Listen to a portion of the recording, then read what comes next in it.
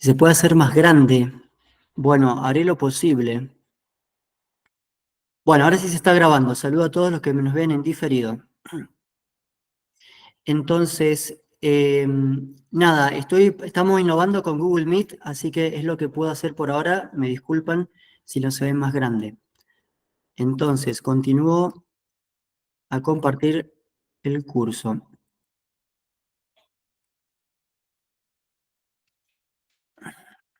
No, no era esto.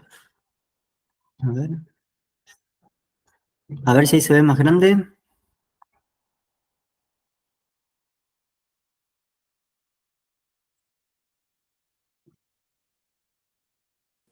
Problema Perdón de por la la interrupción, tecnología. padre. No se ve más grande, pero uno lo puede hacer más Bueno, grande con la pantalla. entonces,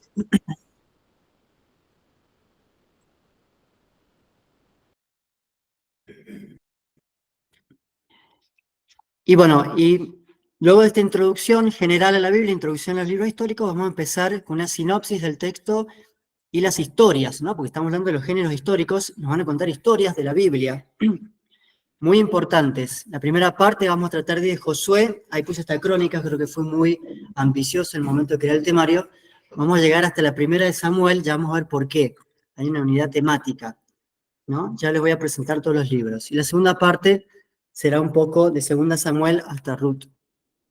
Más o menos es la mitad, pero bueno, ahí les fallé ahí, les di una pequeña mentirita. Bueno, Biblia, ¿qué es la Biblia? Es una colección de libros sagrados a través de los cuales Dios Padre se revela a nuestros hijos.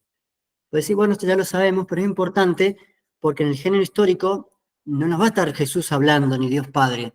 Vamos a ver historias, pero hay que descubrir este fin que es propio de toda la Biblia. Dios Padre se revela a nosotros a través de su palabra. En definitiva, en el Nuevo Testamento, ¿quién va a ser? Va a ser Cristo, el Hijo de Dios, la palabra de Dios. Entonces, ¿qué queremos con este curso? Poder tener conocimiento del corazón de Dios y sus caminos, ¿no? Descúbreme, Señor, tus caminos, muéstrame tus senderos, ¿no? Dicen los salmos. Descubrir al Dios vivo en la palabra viva de Dios. ¿No? Entonces, bueno, ahí hay eh, algunas cositas más que pueden ver sobre el catecismo, que dice cómo leer la Biblia y nos exhorta a leer la Biblia, ¿no? De los 4 pilares del catecismo, lo que debo creer, lo que debo recibir, los sacramentos, lo que debo practicar, las virtudes, la vida moral en Cristo y finalmente la oración, que va a ser el fin último de la vida cristiana, esa relación personal de amistad con Dios, no se da si yo no entiendo bien el credo, es decir, las verdades reveladas por Dios en la Sagrada Escritura. Y en definitiva, en qué se resume el credo? Dios creador y Cristo salvador, Antiguo Testamento y Nuevo Testamento. ¿Todo bien, Claudia? Estamos viendo la anterior diapositiva. ¿Cuál? ¿La del temario? La que esta no ¿No avanza? A ver ahí. Perdón por los que están del otro lado, pero detalles técnicos. Gracias por avisar. A ver a cuál le tengo que dar. A ver esta.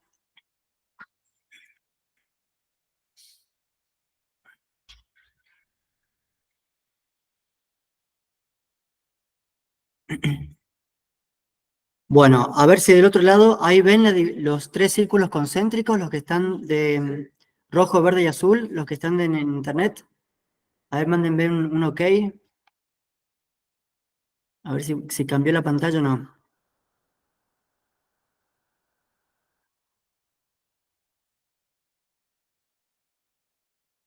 Bueno, si no ponen ahí en curso de Antiguo Testamento, le mandan a Claudia, así me va avisando si prospera la presentación.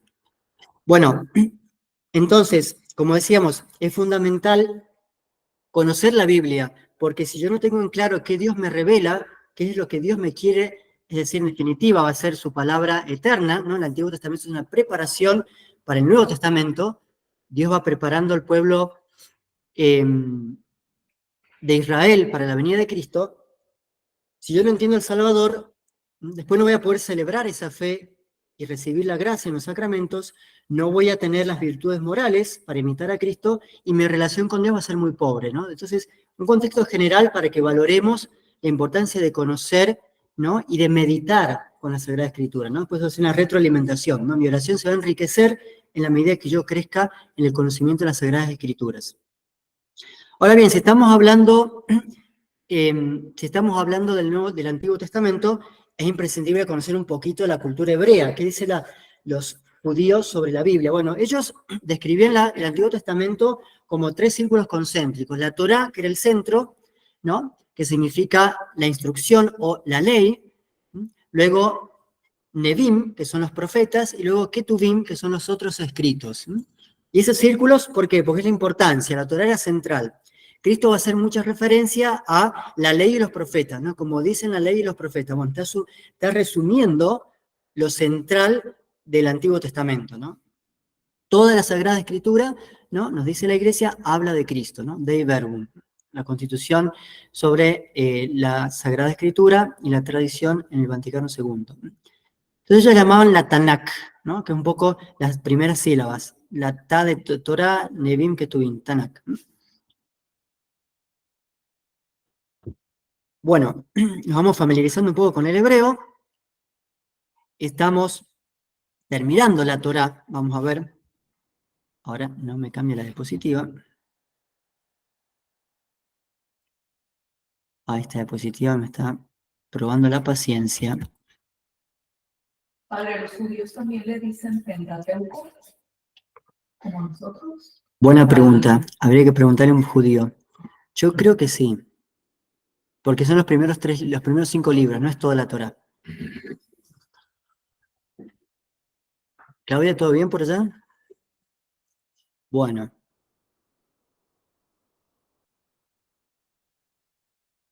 Disculpen, pero Google Meet se me va trabando. Bueno, la Biblia tiene 73 libros, 46 pertenecen al Antiguo Testamento, ¿no? Y ahora nos vamos a centrar en el primer grupo, ¿no? Los históricos, sapienciales y proféticos serían los 3 grupos de libros, como los clasificamos nosotros. Ahí, como ven en esa biblioteca, ¿no? Hemos visto de los históricos los primeros 5, Génesis, Éxodo, Levítico, Número y Deuteronomio, ¿no? Escritos por Moisés. Y ahora vamos a comenzar con la ley que comienza con Josué, que es el sucesor inmediato de Moisés, ¿no? Todos estos libros son muy importantes porque conforman la Torá, el centro de la ley, ¿no? La voluntad de Dios. ¿Qué es la ley? Es la voluntad de Dios para su pueblo. Y sabemos que en el Antiguo Testamento, como lo es ahora, pero sobre todo se nota muy bien en los Salmos, es el cumplimiento de la ley, vivir la voluntad de Dios, lo que santifica al hombre. Después veremos cómo siguen los sapienciales, que son los doctrinales, ¿no? Y los proféticos, los profetas mayores y menores, ¿no? Bueno, un pantallazo visual ahí. Entonces, ¿cuál es la importancia y las dificultades de este género histórico, ¿no? Bueno, de estos libros que siguen el Pentateuco, nos muestran una lectura de fe del pasado de Israel, para que descubran los creyentes el paso de Dios en la historia de Israel. O sea, no hay que entenderlo como lo entiende la historia en el sentido moderno, ¿no? Una voluntad de orden cronológico de hechos sucesivos. Sino más bien, el historiador es un teólogo que quiere mostrar cómo Dios se muestra fiel al pueblo de Israel. Obviamente, si está narrando una historia, ya pasó Moisés está escribiendo, ¿no? Está contando de Moisés para atrás, ¿no? Entonces, si en el último libro del Pentateuco está narrando la muerte de Moisés, es obvio que la está contando Josué o alguien más, ¿no? Pero bueno, entonces, es mirar atrás para ver lo que Dios ha hecho, hacer memoria de los beneficios de Dios, ¿no? Lo que dice San Ignacio en los ejercicios espirituales. Entonces, no es una lectura cronológica necesariamente, es historia sagrada, es un género, historia sagrada. Los escritores son más bien teólogos que cuentan la historia, ¿no? ¿Qué quieren transmitir? Que todo viene de Dios y todo guía hacia Él. Lo bueno, las alianzas, inclusive las cosas que son infortunios, entran dentro del plan de Dios, ¿no?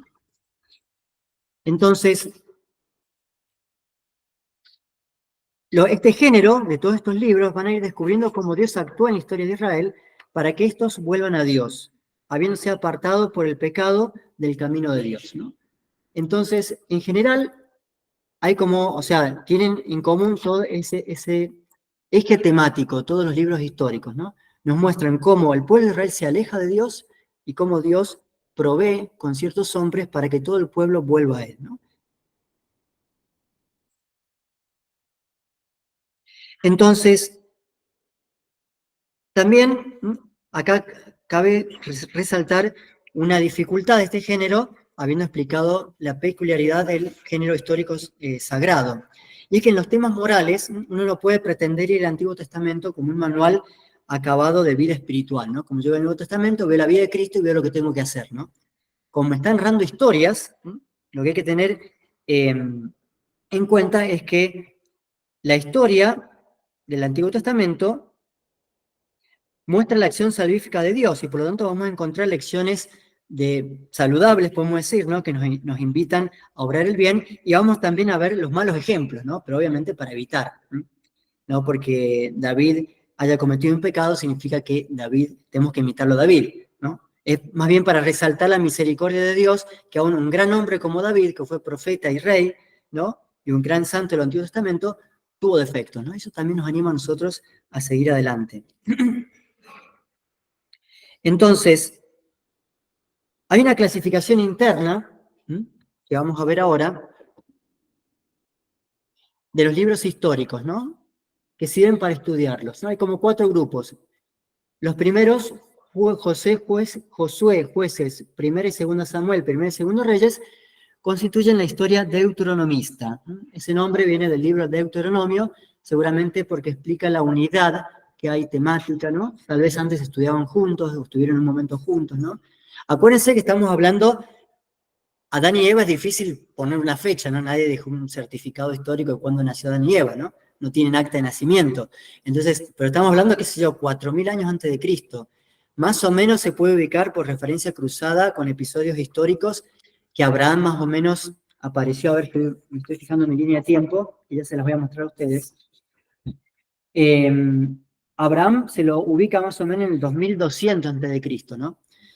Entonces, y nosotros ya hemos pegado un salto hasta el año 1400 antes de Cristo, más o menos, ¿no? Entonces, los libros del Antiguo Testamento han tenido distintas organizaciones, ¿no? Hasta llegar al canon del que tenían los judíos, la organización de los libros en el tiempo de Jesús, ¿no? Entonces, bueno, estos 4 libros tienen una estructura muy parecida, ¿no? Después van a seguir la historia cronista, los 2 libros de crónicas, Esdras y Nehemías, que son 2 personajes muy importantes para entender cómo el pueblo de Dios, una vez que vuelve a Jerusalén y reconstruye el templo, ellos reconstruyen la moral y la religiosidad de Israel. Y se dedican más bien, pues, de crónicas, un poco a rever de vuelta la historia del pasado para devolver a Israel las raíces. Después la historia de los macabeos, están muy cercanos a Jesús. Después algunas historias ejemplares que están por ahí metidas, ¿no? Esto no es un orden cronológico, ¿no? De ciertos personajes importantes, Tobías, Judith, Esther y Ruth. Ya vamos a ver por qué Ruth, lo voy a poner al final de esta primera presentación, porque tiene que ver un poco con,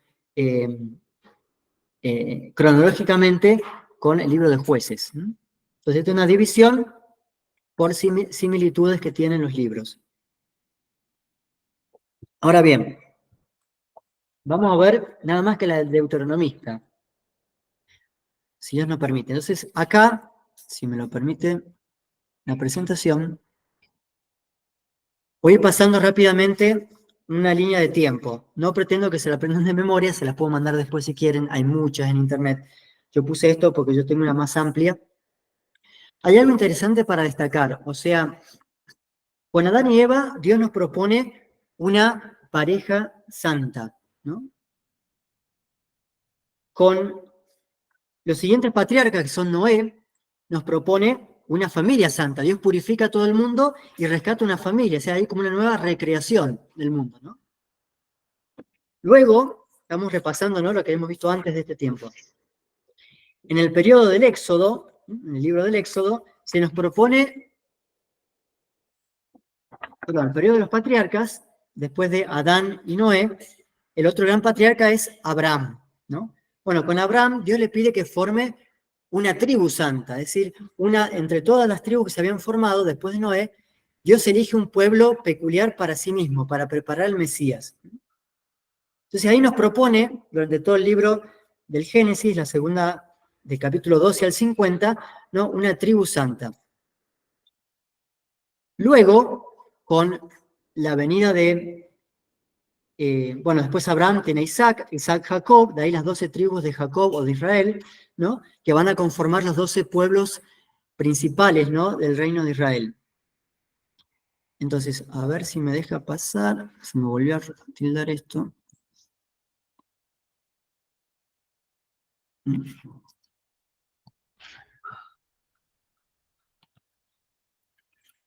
Bueno. Todo lo que hace el hombre tiene sus defectos. Entonces, vamos repasando rápido la historia, ¿no? Entonces, ¿qué pasó? Después de Abraham, Isaac y Jacob, ya Jacob tiene sus 12 hijos, se forman las tribus, llega un momento en que hay una gran hambruna, y sabemos que los hermanos de José, hijo de Jacob, lo venden. José termina en Egipto. Luego, cuando hay una gran hambruna, los hermanos de José van para ese Egipto, no lo reconocen el hermano. Bueno, Israel se establece en Egipto. Van creciendo, no vuelven a sus tierras, y llega un momento que el faraón quiere reducirlos a los egipcios, y nace la historia de Moisés, ¿no? Que empiezan a matar los bebés, primer infanticidio bíblico, ¿no? Dejándolos en una canasta, ¿no? en el agua, ¿no? Entonces, Moisés va a liberar al pueblo de Egipto, ¿no? Todos esos grandes patriarcas han sido prefiguraciones de Cristo, por eso es importante entender, bueno, nosotros leemos primero el Nuevo Testamento, que es más familiar a nosotros, para entender el Antiguo Testamento, ¿no? Israel no tenía el Nuevo Testamento, tenía que entender lo que venía de modo seminal, ¿no? Y ver la prefiguración del Salvador en estos grandes patriarcas, ¿no? Cristo va a ser el nuevo Adán, porque va a recrear la humanidad. Cristo va a ser el nuevo Abraham, porque va a ser el padre de la fe. Cristo va a ser el nuevo Noé, un símbolo del bautismo, que volvemos a ser hijos de Dios. Y va a ser el nuevo Moisés, que es el dador de la ley. Justamente habíamos dicho una pareja santa, una familia santa, una tribu santa con Abraham, y con Moisés él va a conformar una nación santa, ¿no? ¿Por qué? ¿Qué es una nación? ¿No? Es un pueblo con su idiosincrasia, con su lenguaje, con su cultura, jurídicamente constituido. ¿Cuál va a ser la ley, la jurisprudencia, la carta magna del pueblo de Israel? Los 10 mandamientos, ¿no? La alianza, el pueblo de la antigua alianza, ¿no? Ahí se conforma propiamente el pueblo. Nos estamos yendo.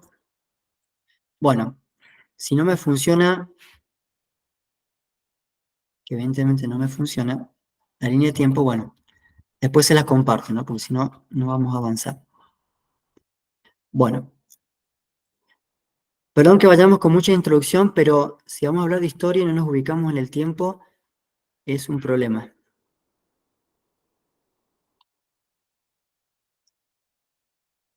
Entonces,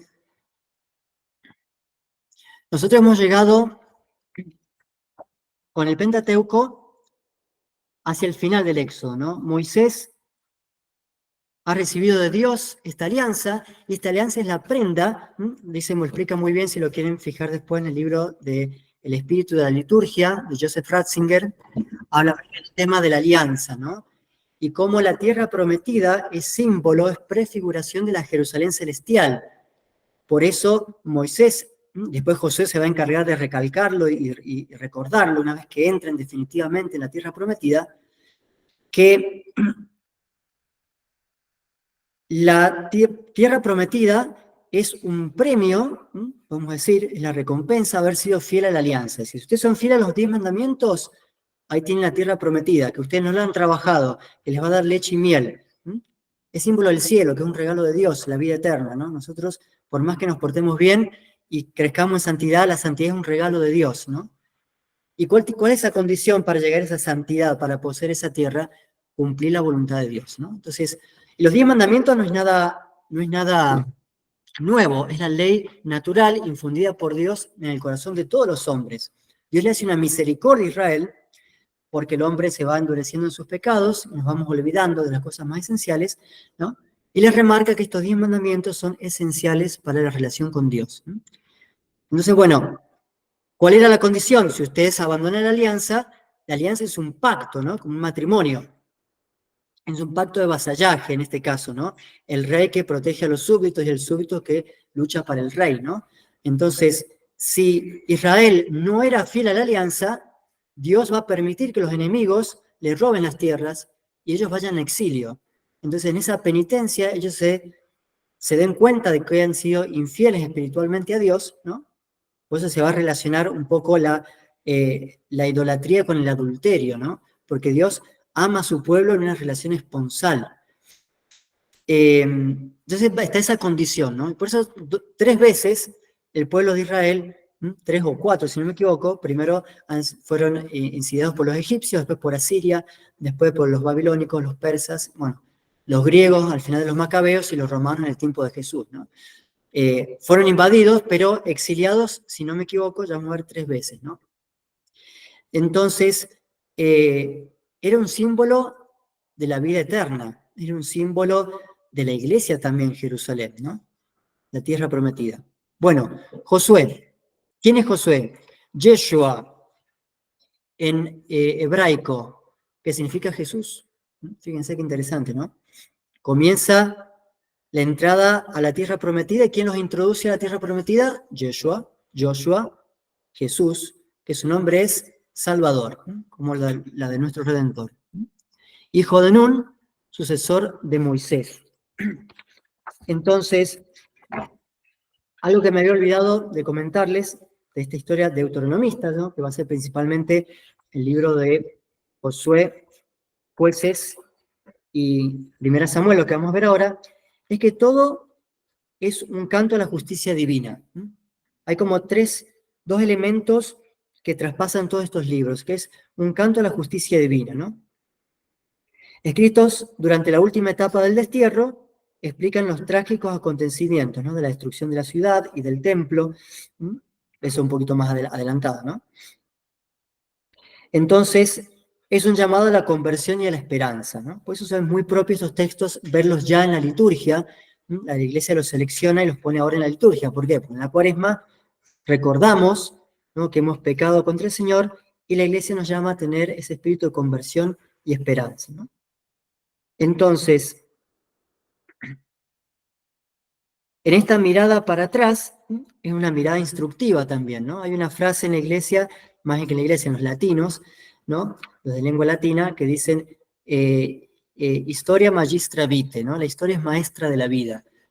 Por eso es un tema central en el Antiguo Testamento, el tema de la memoria, de no olvidar lo que Dios ha hecho por nosotros, ¿no? Y aprender de los errores ajenos, ¿no? Entonces, como es un llamado a la conversión, hay como una dinámica que se ve siempre en todos estos libros, ¿no?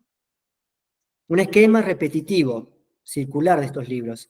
Se pasa del pecado al castigo, del castigo a la conversión, y la conversión a la salvación. No sé si se lo había puesto antes, si no lo había puesto ahí, pero bueno, figura más adelante. Pero bueno, ya lo vamos a repasar. Eso para que lo tengan siempre en cuenta. En todos los libros de esta historia deuteronomista se explica la situación de un pecado, un castigo, conversión y salvación. En el caso de Josué, el castigo ya viene de antes. ¿Cuál fue? Los 40 años en el desierto. De hecho, Moisés, siendo tan santo, siendo nombrado amigo de Dios, que lo había visto, el único que había visto a Dios cara a cara sin morir, fíjense la intimidad que tenía, también era hombre, también tuvo pruebas, también el pueblo lo puso a prueba, ¿no? La virtud, y tuvo que interceder por su pueblo. Bueno, en algún momento tuvo una falta de fe con Dios, ¿no? Tal vez pequeña, pero más que un castigo fue una medicina, ¿no? Porque, ¿qué pasó a Moisés? ¿Cuál fue su castigo? Verás la tierra prometida desde lejos. pero no vas a entrar. Josué va a entrar al pueblo, ¿no?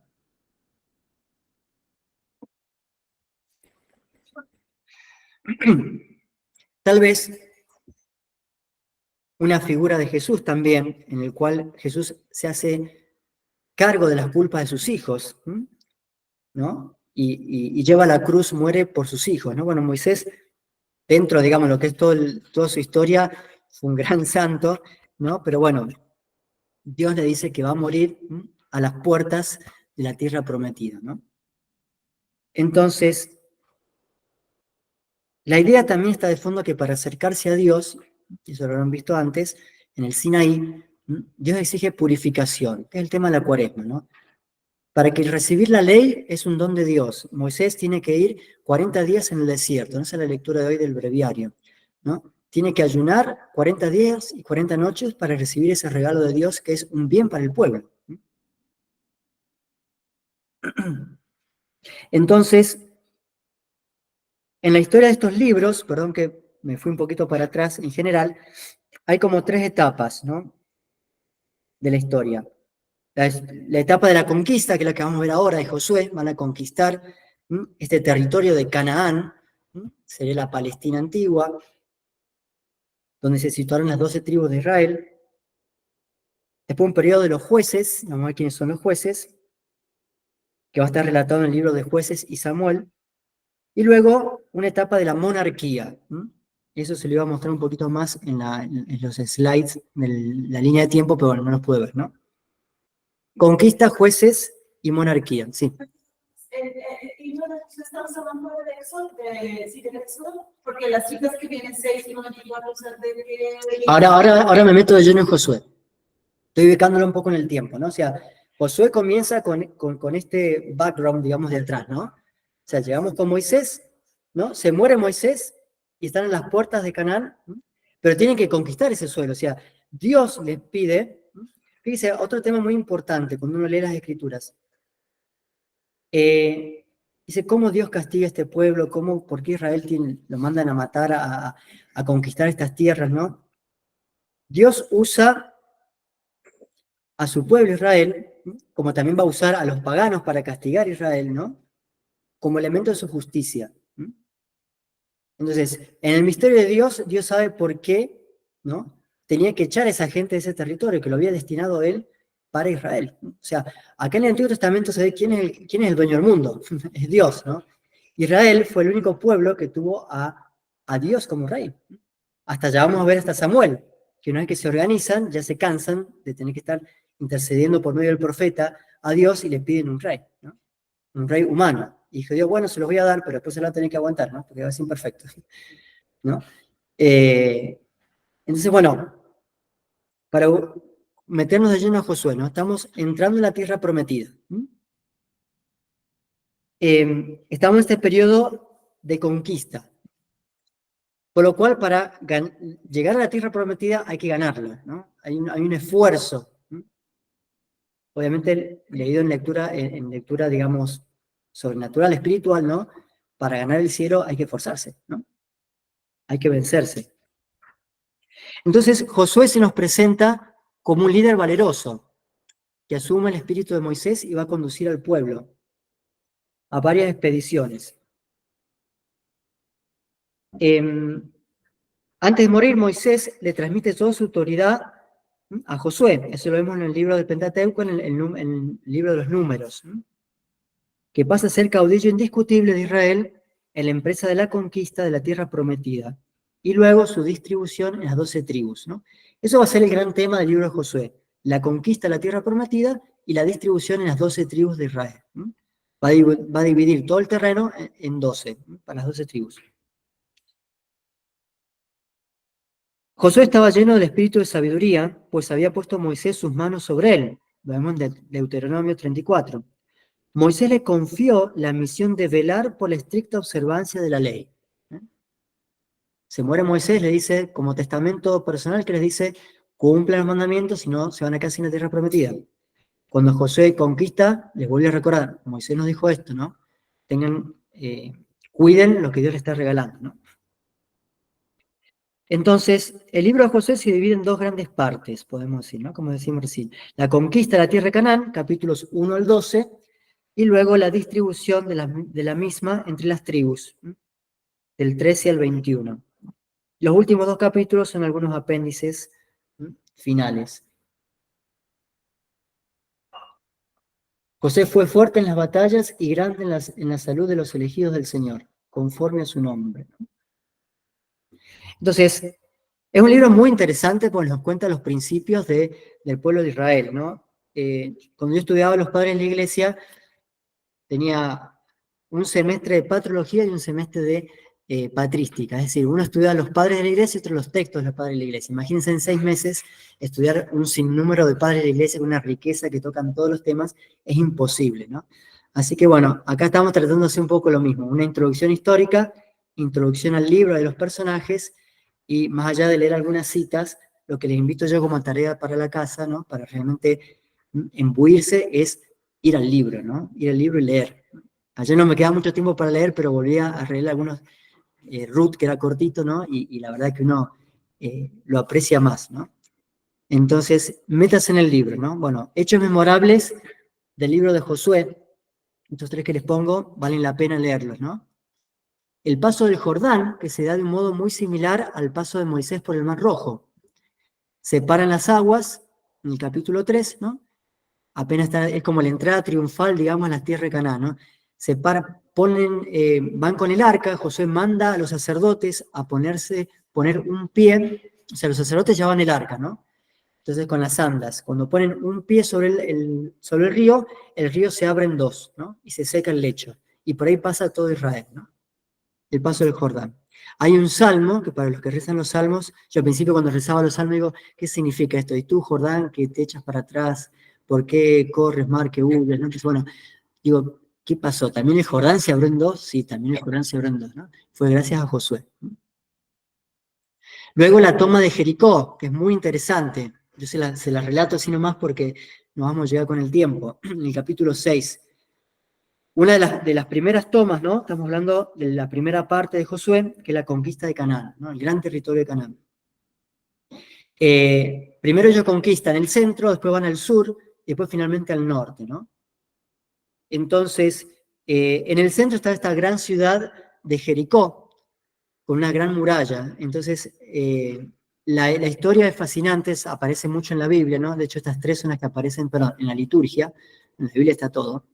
Entonces ellos rodean la ciudad y Dios les manda por medio de Josué a hacer una especie de ritual, ¿no? O sea, de ceremonia, ¿no? Tienen que marchar alrededor de la ciudad todo el ejército 7 veces, ¿no? Y es como un símbolo de la oración, ¿no? De la perseverancia en la obediencia a Dios, ¿no? Y de cumplir sus mandamientos, porque al final la ciudad, los muros se rompen, ¿no? Se rompen y entra todo Israel de golpe, ¿no? Muy interesante. Y después, dentro de las luchas posteriores, está el gran milagro del sol, ¿no? Que Josué hace algunos pactos con algunos pueblos cercanos, ¿no?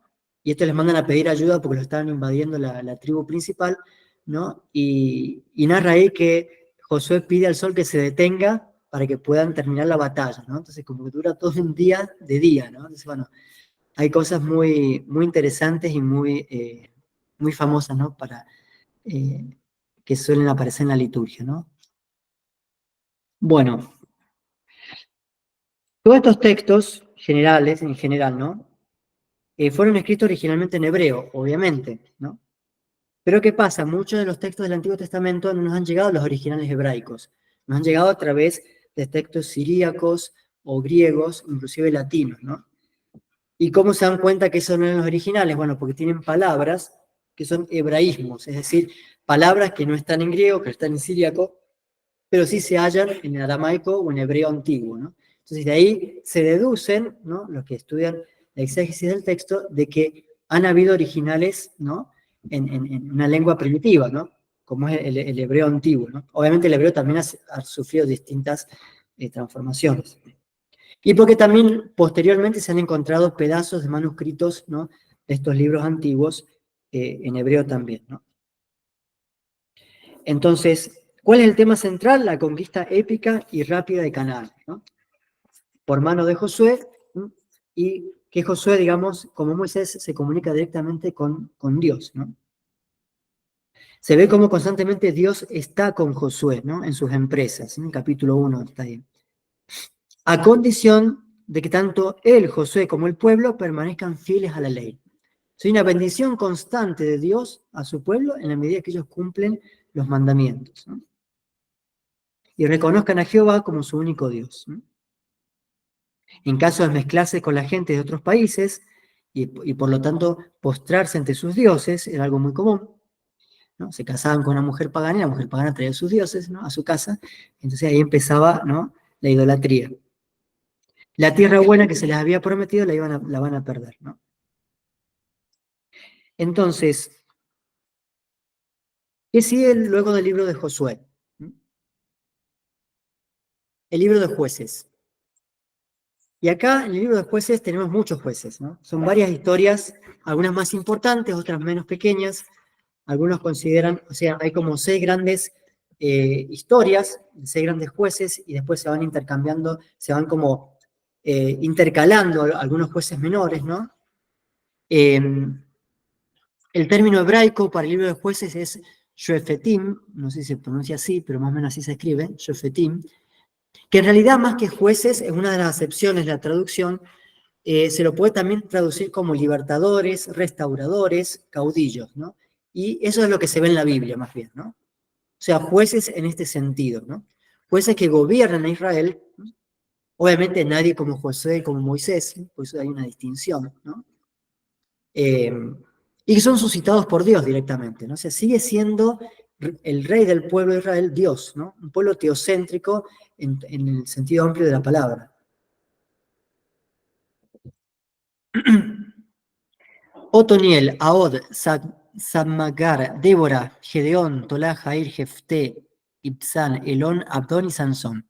Obviamente los más conocidos son los que están ahí en negrita, ¿no? Débora, Gedeón y Sansón. De vuelta, más conocidos porque la liturgia los trae, ¿no? Y tienen enseñanzas muy importantes, ¿no? Algo que me decían a mí también en patrística es, si no tienes tiempo de leer a todos los padres, todos están buenísimos, ¿no? Elegí uno, casate con ese libro, ¿no? Y al menos conocer en profundidad un padre de la iglesia, ¿no? O algunos temas de los padres de la iglesia, ¿no? Entonces, bueno, yo les sugiero también esto, ¿no? Elijan algún libro del Antiguo Testamento o alguno de los históricos, ¿no? Y léanlo a fondo, ¿no? Para que al menos conozcan bien de cerca. Yo les doy un gustito, una probadita de estos libros, ¿no? Entonces, libro de los jueces, ¿no? Estamos dentro de los libros históricos, de la Torá, de la ley. Ellos también nos van a estar mostrando, ¿no? Cómo se cumple la ley de Dios. El argumento del libro de los jueces trata de la historia del pueblo judío a partir de la muerte de Josué hasta la institución de la monarquía. Perdón, eso de los en general. Sigue el tema de los 4 tiempos, ¿no? Prevaricación, castigo, arrepentimiento y liberación. Ese es como un tema recurrente en todas las historias tanto de Josué como de los jueces. Entonces, por dar algunos ejemplos, ¿no? Por ejemplo, la primera etapa, caída o prevaricación, ¿no? Dice, los hijos de Israel hicieron lo que es mal a los ojos de Yahvé. Esa frase la repite un montón de veces, capítulo 2, capítulo 3, capítulo 12, 4, 6, 13, ¿no? Es como que se va dando ese ciclo, ¿no? De pecado, castigo, conversión y salvación, ¿no? Castigo, ¿no? Encendióse la cólera de Yahvé contra Israel. De vuelta, capítulo 2, 3, 10, ¿no? Yahvé los entregó en manos de los salteadores, ¿no? Después de la caída, de la prevaricación, de la idolatría, viene el castigo. Y así hay citas infinitas, ¿no? Durante el libro. Porque cada uno de los jueces tiene una historia particular del pueblo de Israel, un tiempo preciso. Si ven, no está cronológico, si ven, no tenemos muchos datos de cuándo sucedió, pero sí son momentos históricos de la historia de Israel, ¿no? Momento de arrepentimiento o conversión, ¿no? Clamaron a Yahvé los hijos de Israel. Capítulo 3, capítulo 4, capítulo 6, capítulo 10. Último momento, ¿no? Estamos ahí en el eje temático del libro. Pecado, castigo, conversión y salvación. Suscitó Yahvé a los hijos de Israel un libertador. Quedó humillado los enemigos por mano de Israel. Los libertadores, Otoniel, Tolá, Jefté, Abesán, juzgaron a Israel durante 10 años. Y hubo paz en la tierra durante 10 años, ¿no? Esas frases se repiten innumerables veces en distintos capítulos, ¿no? O sea, como le decía, ¿no? La historia es maestra de la vida. Lo que buscan acá los autores, ¿no? Es justamente recordar al pueblo de Israel cómo esto es parte del hombre, ¿no? Y así como les pasó en la antigüedad al pueblo de Israel, les va a volver a pasar, ¿no? En el futuro. Entonces, atención. Y eso también para nosotros, ¿no? El hombre es hombre, somos igual que Adán y Eva, ¿no?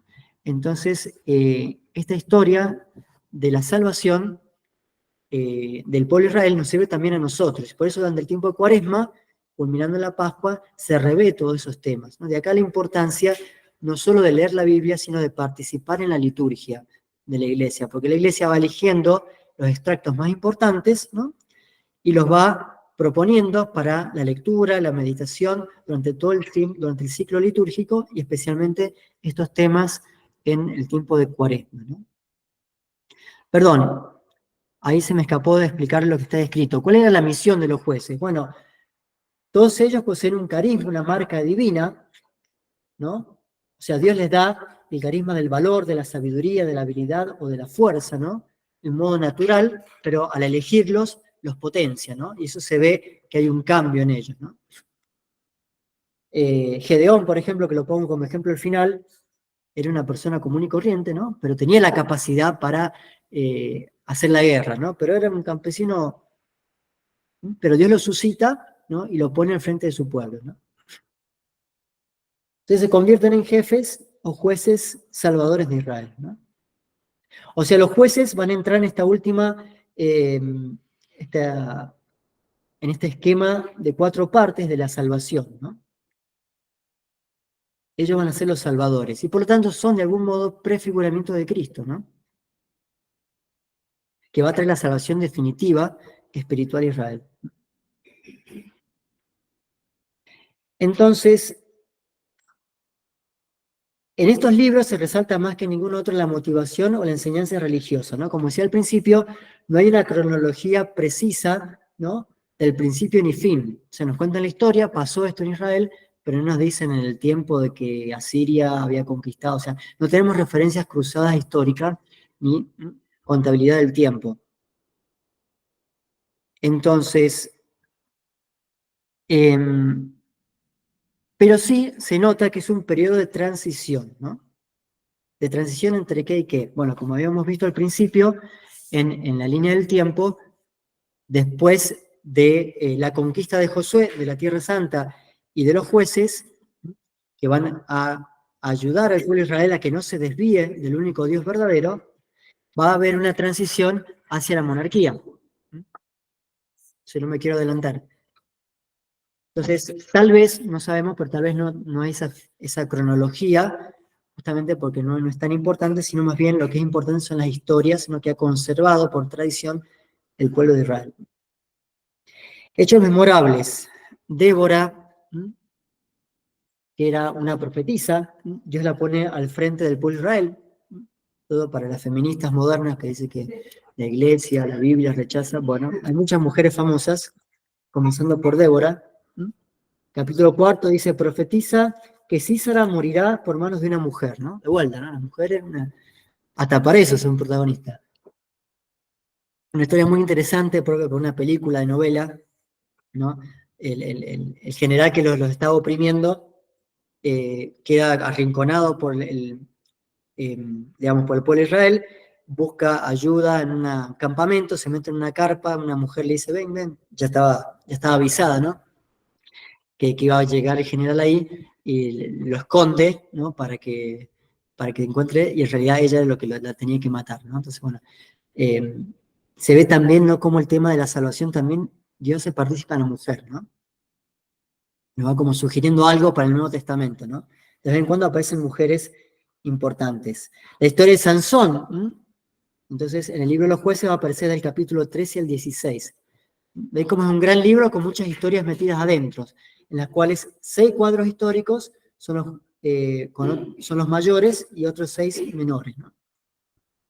Sansón, muy conocido porque era el hombre que tenía una fuerza extraordinaria, ¿no? En el capítulo 16 cuenta la historia de Sansón y Dalila.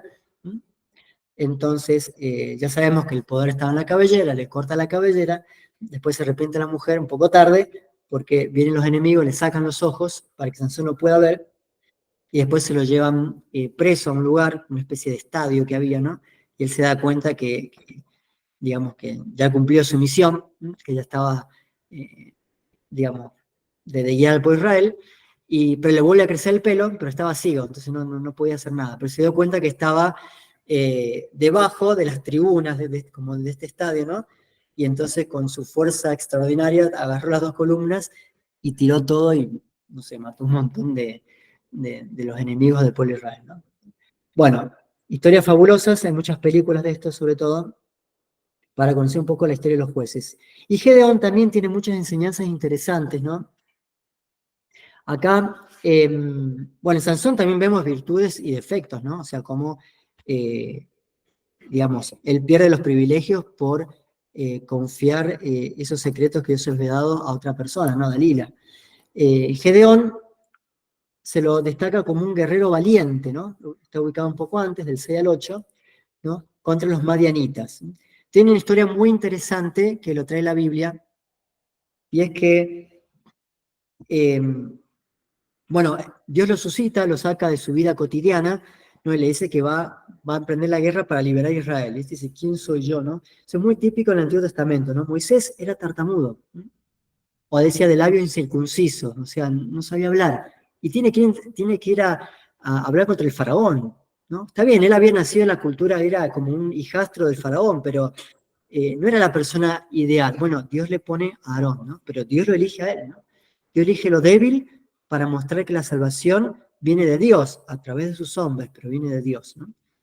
Dirá Cristo, ¿no? Que elige lo más bajo del mundo o lo que parece insignificante a los ojos del mundo para poner ahí la fuerza de Dios, ¿no? También se ve en Gedeón. Él no está convencido, dice, Dios le manda a su ángel y le dice que él va a conducir a Israel. Dice, bueno, pero quiero señales, ¿no? Este es el típico desconfiado que pide señales. Pero Dios, en su misericordia, no le concede esas señales, ¿no? Dice que pusiera un vellón, era un pedacito de lana, que es un ovillo de lana, ¿no? Le pedía que al día siguiente cayera el rocío sobre el vellón, ¿no? Se levanta, después le pide otro signo, bueno, dice, por las dudas, que no haya sido casualidad, ahora quiero al revés, que caiga el rocío durante todo el alrededor, pero el vellón no. Y lo vuelve a hacer, dice, bueno, está bien. Dios me llama, ¿no? A veces con humildad se pueden pedir señales, ¿no? Bueno, empieza a juntar, digamos, al mejor estilo Braveheart, empieza a juntar un montón de ¿cómo se llama? De gente para cometer la guerra, y llega a juntar 32.000 soldados. Y ellos le dicen, para. Dice, acá la guerra la va a ganar por mi gracia, dicen. Si hay mucha gente, van a pensar que ustedes son fuertes. No, acá se tiene que ver el poder de Dios. Dice, acá sobran soldados. Así que todos los que sean cobardes, que se vayan a casa, ¿no?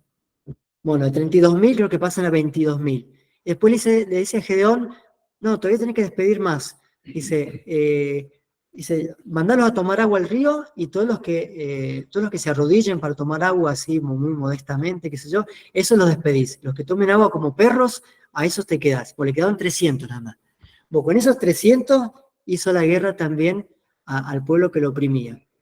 Con una táctica que solo Dios sabía, ¿no? Los hizo asustar de noche, hizo romper jarros y tocar trompetas. Entonces los que estaban en el campamento pensaban que eran miles y miles, hacía todo un ruido estruendoso, ¿no? Y el asunto es que, bueno, en realidad ellos sin entrar al campamento se empiezan a matar entre ellos, ¿no? Entonces la guerra fue gracias a Dios, ¿no? Hizo una enseñanza espiritual muy profunda para nosotros también, ¿no? Nosotros tenemos que colaborar con el plan de Dios y Dios hará el resto. Bueno, nos quedan los últimos 5 minutos. ¿Por qué el libro de Ruth lo pongo acá? Si lo habíamos puesto al final, ¿no? Como habíamos puesto Tobías, las historias ejemplares, el grupo de las historias ejemplares, Tobías, Ruth y otros 2 más. Porque Ruth es así quedó un poco distribuido los reinos de las 12 tribus de Israel, ¿no?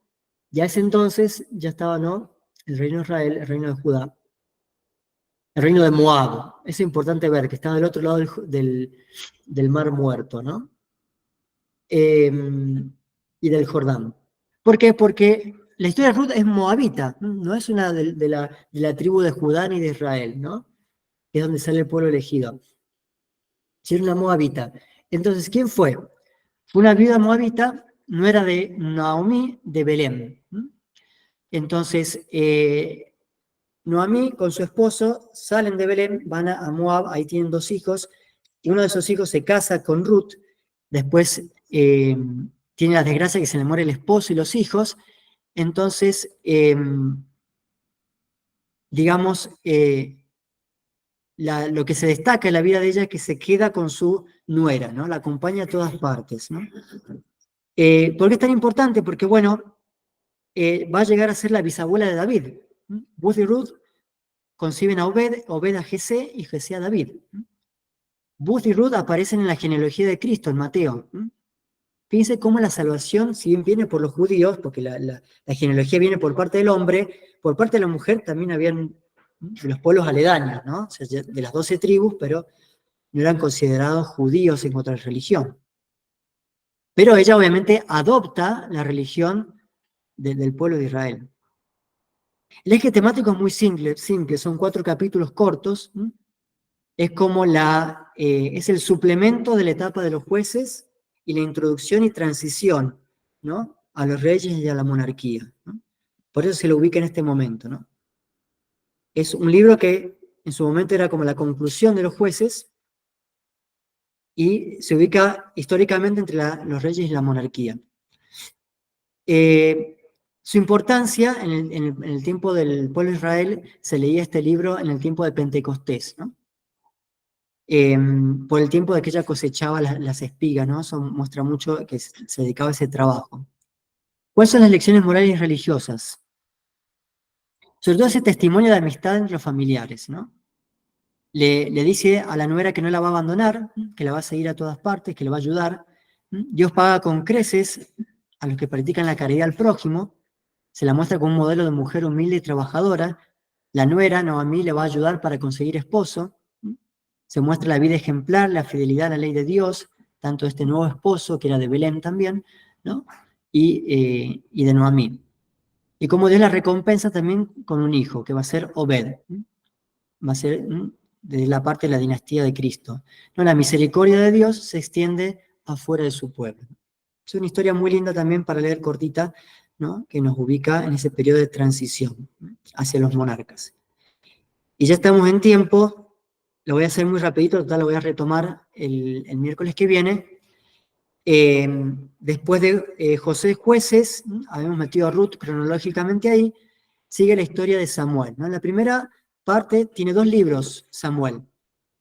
Se ubica cuando ya se empieza a dividir el reino de Judá e Israel. Israel el reino del norte, Judá el reino del sur. Este libro, Samuel es un personaje tipo San Juan Bautista, está en la línea más concreta entre la transición de jueces y profetas. Se lo considera un profeta, al mismo tiempo un juez. ¿Por qué? Fue el último de los jueces en la transición a la monarquía. En la continuación cronológica del libro de los jueces, se va a consolidar como un profeta. Y como profeta cuando el pueblo de Israel le pida a Samuel que ya no quieren, digamos, se van consolidando como las tribus y ante las amenazas de los pueblos exteriores quieren conformar un reino, se quieren juntar a todas las tribus, ¿no? Entonces les piden un rey temporal para tener un ejército. Entonces, bueno, Samuel, como profeta, unge a Saúl y luego Dios le va a pedir que unja a David también, ¿no? O sea, en el capítulo 3. Luego nos cuenta también cómo él es fruto de un matrimonio en el cual Ana era estéril. Ana es muy importante porque está el cántico de Ana, que es muy parecido al Magnificat de la Virgen, es decir, que la Virgen conocía profundamente el cántico de Ana, ¿no? La oración personal en la vida se nutre de la liturgia, ¿no? Y la Virgen también conocía a la perfección las Sagradas Escrituras, ¿no? También está la historia ejemplar de su vocación, ¿no? Cuando ¿qué pasa? Ana tiene el hijo después de mucho tiempo de esterilidad y ya hace la promesa de entregarlo a Dios, ¿no? Entonces está el famoso capítulo de su vocación, ¿no? Que dice que Dios lo llama, está con el sacerdote Elí y él escucha la voz, Samuel, Samuel. Entonces Samuel se levanta y dice al sacerdote, aquí estoy, ¿no? Dice, no, vete a dormir, yo no te llamé. A la tercera vez se da cuenta Elí que Dios lo está llamando. Entonces dice, responde, Señor, aquí estoy, ¿no? ¿Qué quieres de mí, no? Manda que tu siervo escucha, ¿no? Bueno, el eje temático, disculpa que me paso un poquito del tiempo, pero quería cerrar rápido, después lo retomamos, ¿no? Es la lucha contra los filisteos, ¿no? No hay enemigos externos, los grandes imperios estaban alejados y en paz con Israel, ¿no? Los principales enemigos son los que están alrededor, los incursionistas, ¿no? Entonces, los principales eran los filisteos. Entonces, se despierta ese deseo de reanudar, de readunar, juntar de vuelta a las 12 tribus, piden un rey, capítulo 8, ungen a Saúl, primer rey. Después Dios le pide a Samuel que unja a David, porque Saúl había sido desobediente a Dios, y es finalmente David el que va a unificar a las 12 tribus, ¿no? Ya están todas las tribus unidas, las 11, faltaba el reino del norte, que era el más fuerte. Y termina el primer libro con la muerte de Saúl y sus hijos. Básicamente el tema es las condiciones y las dificultades del establecimiento del reino de Dios sobre la tierra, ¿no? El reino de Dios en general, pero concretizado en la figura del pueblo de Israel, ¿no? Que lleva a través de muchas luchas, ¿no? Y al mismo tiempo de la escucha de Dios, ¿no? David fue muy obediente a Dios, también tuvo sus pecados, ¿no? Pero fue fiel a oposición de Saúl, ¿no? Entonces, bueno, este es uno de los libros más jugosos, digamos, de los libros históricos, ¿no? Josué, Samuel 1 y 2, que nos van a contar la historia, las grandes historias, ¿no? De Saúl, de David, ¿no? Ya con eso entramos en el tiempo histórico de la monarquía, ¿no? Así que bueno, hasta aquí hemos llegado con el periodo de la conquista de los jueces, que son el primer grupo de los libros. Vamos a volver para atrás, así nos recordamos un poco. El primer grupo de los libros históricos conforman parte de la ley, ¿no? Estamos en los primeros 4, nos hemos adelantado con Ruth, ¿no? Pero cronológicamente estamos ahí pisando la monarquía, ¿no? Hemos abandonado el tiempo del Éxodo, ya han entrado en Egipto, ya han entrado en la tierra prometida, ¿no? Se han desviado, pero Dios les mandó jueces para que vuelvan a la ley de Dios, estamos entrando en el periodo en el cual se están constituyendo, ¿no? Un reino santo, ¿no? Con David va a llegar un reino santo, una pareja santa, Adán y Eva, una familia santa, Noé, una tribu santa con Abraham, ¿no? Una nación santa con Moisés, y ahora se está consolidando un reino santo con el rey David. Así que bueno, se nos fue todo lugar.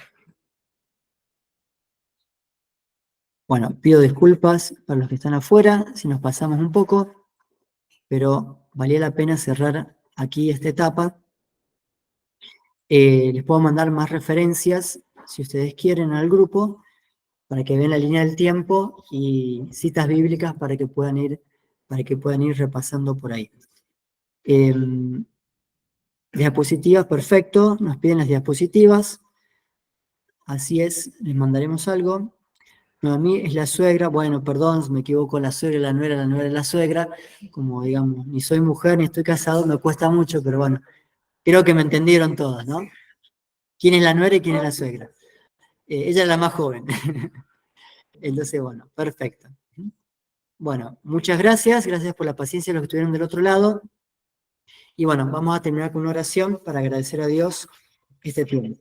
En nombre del Padre, del Hijo y del Espíritu Santo, te damos gracias, Dios omnipotente, por todos los beneficios recibidos de tus manos, por habernos iluminado con la historia de tu pueblo elegido, Israel, para que aprendamos de sus caídas y aprendamos también de tu providencia omnipotente, que nunca nos abandona, que siempre es fiel a pesar de nuestras infidelidades, y que podamos aprovechar en este tiempo de Cuaresma de todas estas lecciones sagradas para ser fieles a ti y perseverar en el plan personal que tú tienes para cada uno de nosotros, para llegar a ser santos como Cristo tu Hijo es santo. Por Jesucristo nuestro Señor. En el nombre del Padre, y del Hijo, y del Espíritu Santo. Amén. Bueno, muchas gracias a todos. Nos vemos la próxima con la segunda parte de los libros históricos.